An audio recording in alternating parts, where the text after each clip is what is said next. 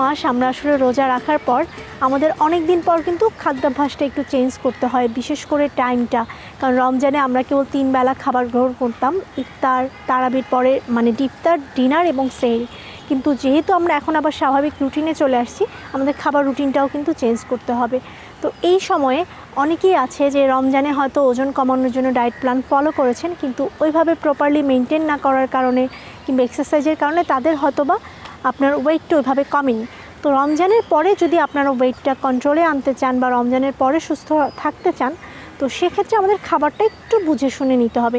রমজানে আমরা সারাদিন ফাস্টিং ছিলাম, রমজানের পরে আমাদের আবার সকাল থেকে নাস্তা শুরু হবে, সকালে ব্রেকফাস্ট, লাঞ্চ, ডিনার এভাবে যেহেতু শুরু হবে, তো এই ক্ষেত্রে যেটা খেয়াল রাখবেন, একেবারেই একটু অতিরিক্ত ভারী খাবার যাতে না হয়।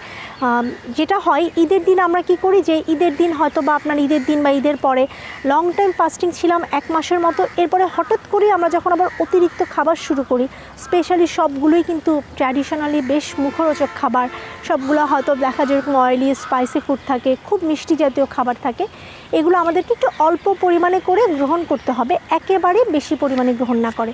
তাহলে হবে কি, যে আমাদের যে হজমের সমস্যাটা হচ্ছে, বা বিভিন্ন সময় দেখা যায় যে এই লং টাইম রোজা রাখার পরে ঈদের শুরুতেই কিন্তু আমাদের এই হজমের সমস্যা, অ্যাসিডিটি প্রবলেম, এই প্রবলেমগুলো দেখা দেয়। এটা যদি আপনি অল্প করে খাবারগুলো গ্রহণ করেন তাহলে আর হচ্ছে না। আর চেষ্টা করতে হবে রাতের খাবারটা অবশ্যই আপনি 7:30 থেকে 8টার মধ্যে কমপ্লিট করে ফেলবেন।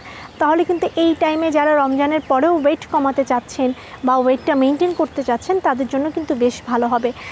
যারা হলো যে পুরো রমজানে যেহেতু আমরা হলো যে সেহরি খেতে উঠেছি, তো এক্ষেত্রে এখন যেহেতু একটা ঘুমের প্যাটার্ন আছে, ঘুমটাও যাতে আমাদের একটানা হয়। রাতে আমরা যদি 11টার দিকে ঘুমাতে যাই, তাহলে সকালে ফজরের আগে উঠলে আমাদের যাতে অন্তত 7-8 ঘন্টা ঘুম হয়, ওইভাবে আমাদের টাইমটা জেনে বুঝে একটু ঘুমাতে যেতে হবে।